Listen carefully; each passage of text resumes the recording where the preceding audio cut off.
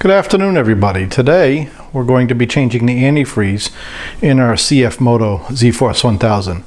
A bunch of the reviews said that the antifreeze that came in these was a little iffy. Some people were saying they actually saw it kind of turn jelly-like.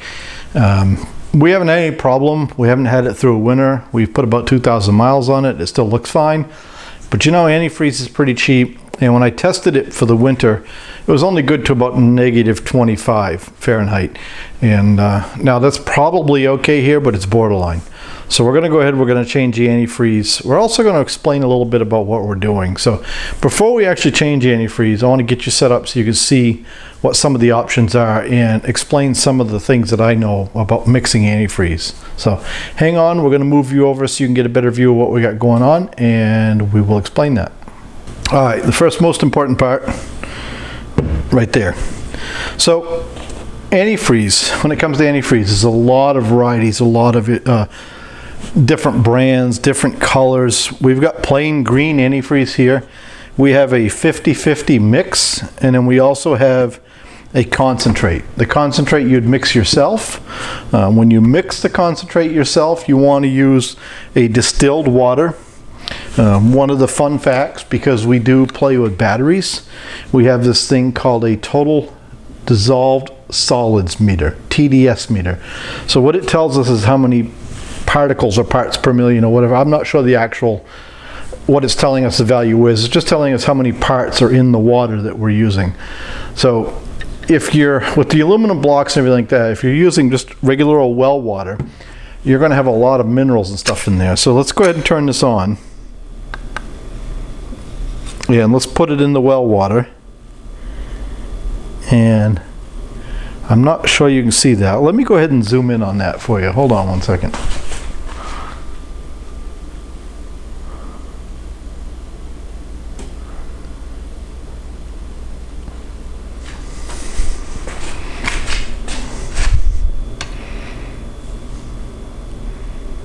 All right, like I said, I'm not 100% sure you can see that, but we're getting around 600 parts per million. So then, you know, you might get into, let's just get some regular old bottled water, right? So this is Food Club purified drinking water. And we're going to go ahead and cut the bottle open so that we can actually get in there with our meter.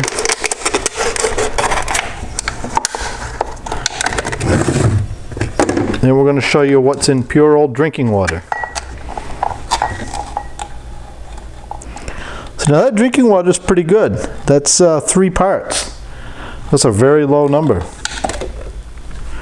So in any event, I like distilled water. We already know that all the particles and minerals have been taken out of it. In our case today, we're just going to use 50-50 antifreeze. We're not going to mix our own. It's probably cheaper to mix your own, but we find it very convenient just to keep the 50-50 antifreeze on the shelf. So we're going to jump in and we're going to get right into the CF Moto here and change the antifreeze. Okay, so one of the first things we're going to do is we're going to take this little hood off here. And that, you turn the knobs and the hood pushes back and lifts up at the same time.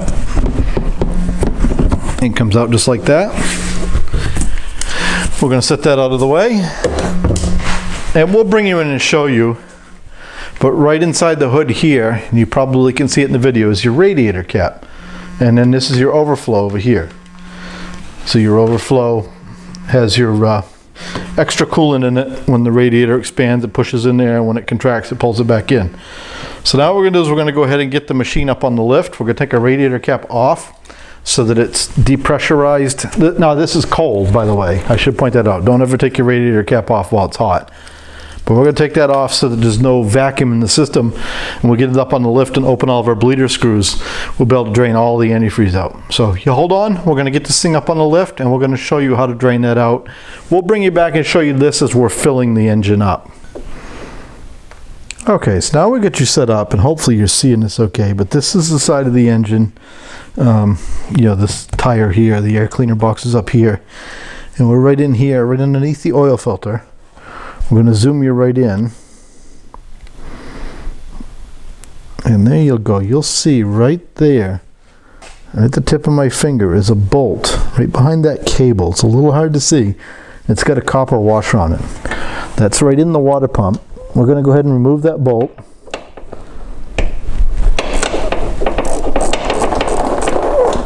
And we do have our drain pan underneath the machine to catch the antifreeze. So we hopefully shouldn't make too big of a mess. We're going to let that drain like that and come back and pull the drain plug out once it's settled down a little bit.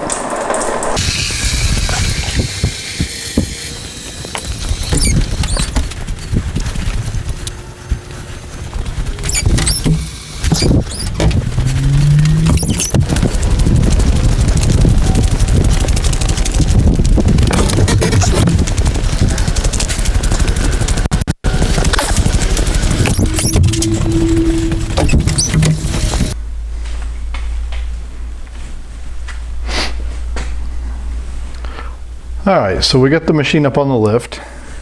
We've got our ratchet, short extension, and an 8mm socket, which is what we need for this job. And right down, you know, you're sort of looking, this is the air cleaner cover we took off, your rear tire. Right straight in here into the engine, right underneath the oil filter. We're going to zoom you in now and show you what we're looking for. So bear with me while I get you zoomed in.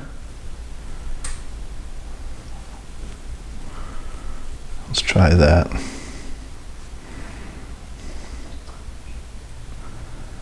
Yeah, it's right behind that. Let me see if I can move you in so you can see that.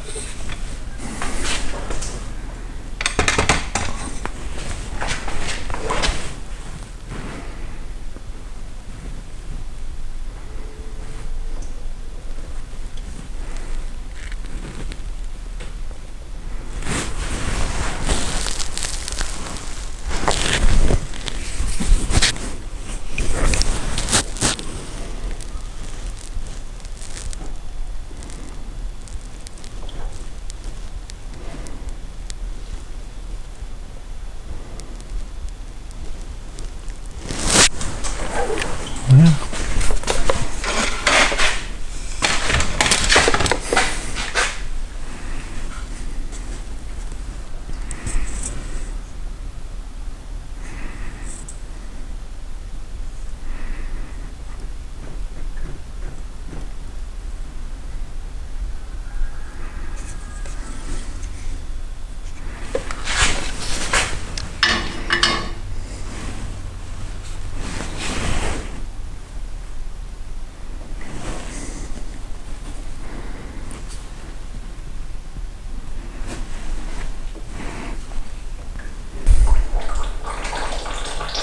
I'm going to move you in just a little bit more, try to get you a better view of that now that we're not in there too.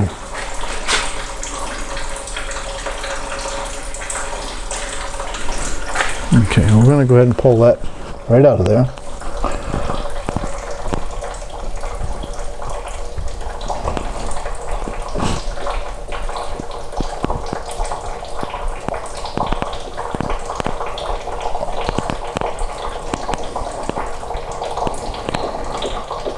Being careful not to lose the copper washer.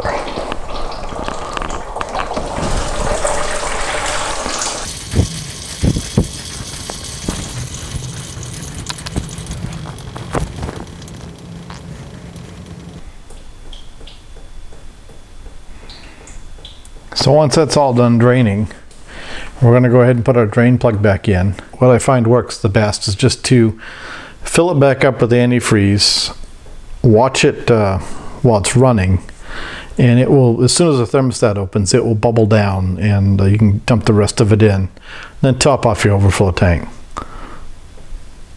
So we're going to go ahead and put that plug back in there, and then we'll get you back around once we get it running and show you how to put our antifreeze in, and then we're going to show you how to test it at the end.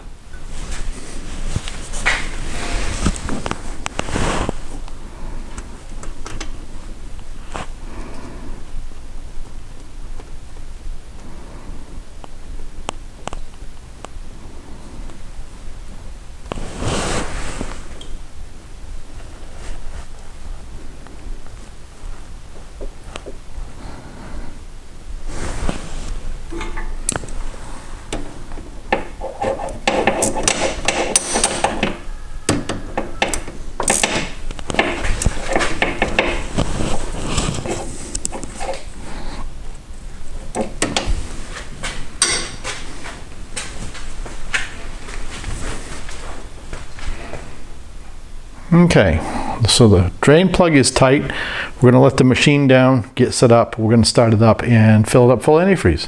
We're down off the lift. We've got our antifreeze, and we've got our funnel, and the radiator's right here. We're going to zoom in and show you the radiator, and then we'll go back and show you how to fill this.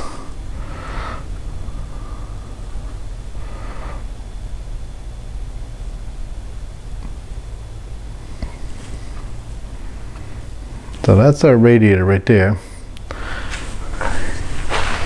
And this round piece right here is the top of our radiator.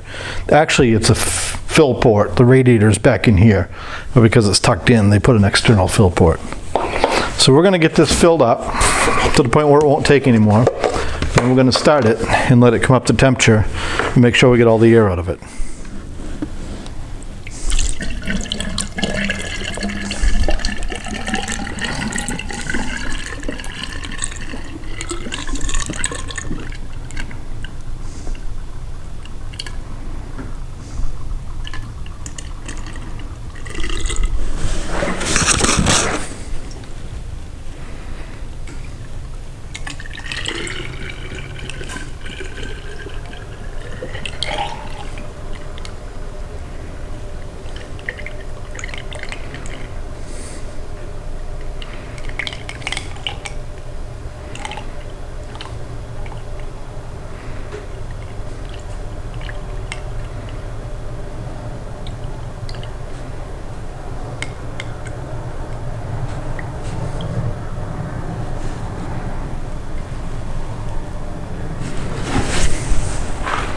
Let's get another jug.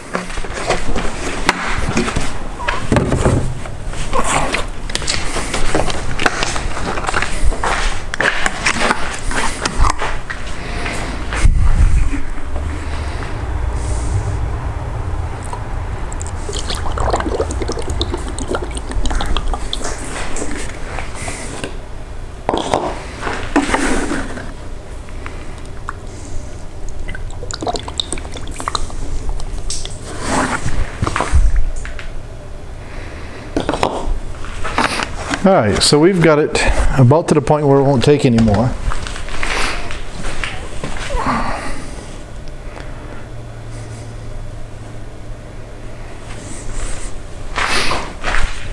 So now what we're going to do is we're going to go ahead and start the machine up, let it warm up, and keep topping it off. We'll probably fast forward through that so you don't have to watch it all. I do want to point out, if you spill any antifreeze like I have here, make sure you get some speedy dry on it, clean it up. Most automotive antifreezes are toxic to animals. They will kill animals. So, and for something about it that tastes good to the animals, they tend to want to drink it. So, hold on. We're going to get this thing fired up. We're going to bring it up to temperature, top off the antifreeze, and then we're going to show you how to check the temperature. You know, the antifreeze is good down to without freezing.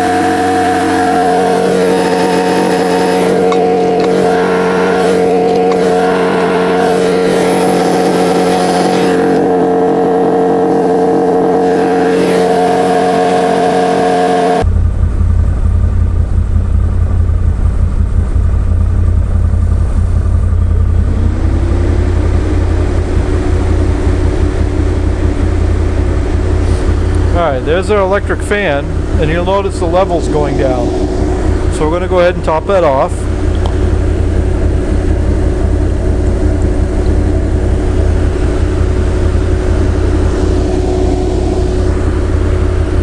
Going to put our radiator cap back on.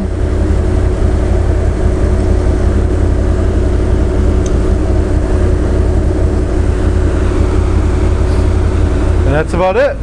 So we'll probably take this for a ride and make sure we get it good and hot. And we're going to go ahead and shut this off now though and show you how to test the antifreeze. So hold on one second.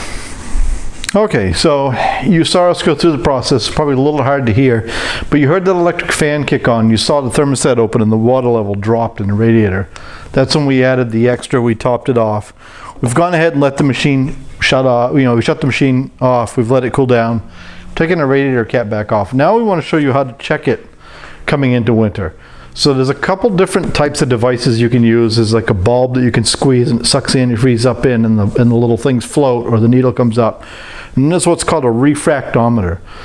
Because we mess around with batteries so much, we have a refractometer, and it's so much easier. Basically what happens is you open this thing up, you've got your refractometer, and we'll try to put a link to this down in the video. And it's got a little window here that you open. You want to make sure there's no residual moisture in there from checking other antifreeze or battery acid. You clean that little window off. Now what you've got is you've got this little squeeze tool right here, almost like a turkey baster, but on a miniature level. So we're going to stick that down the radiator. We're going to pick up some antifreeze. We're going to squeeze it out a couple times. I'm going to pick up a little bit, and we literally need just a drop. So what we're going to do is we're going to put a drop right on that window, just like that. Then we're going to close that, and we get a little contact patch, and then we look through it. And now what that's telling me, let me set a few things down here.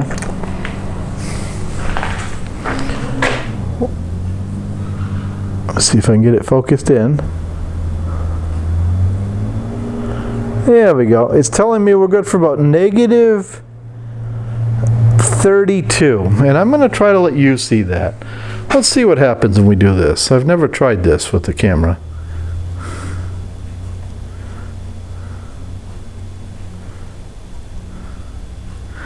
And you're getting a little view of it. Anyways, really hard to do here. There we go. Let me get it turned level. All right, right there. You'll see that we're seeing that blue line. And that blue line represents our freeze line, if you will. So basically you put it up to your eye and you look through it, just like that. And it's going to tell you where that blue line is, what your, well, it tells you several things. One, it'll tell you the specific gravity on the left, which is good for battery state of charge. And then it tells you the freeze rate of the antifreeze. So in our case, we know that it's going to go to 32 below Fahrenheit before we're worried about it. So we're in good shape there. We're not too worried about that. All right, so we're going to go ahead and wrap this video up. We'll put a link to this down in the description. We find this very handy. It's really not very messy. You know, a drop of liquid on here, you can see what you're doing, and you move on to the next piece of equipment and you keep on going. So thank you for watching. Don't forget to like and subscribe.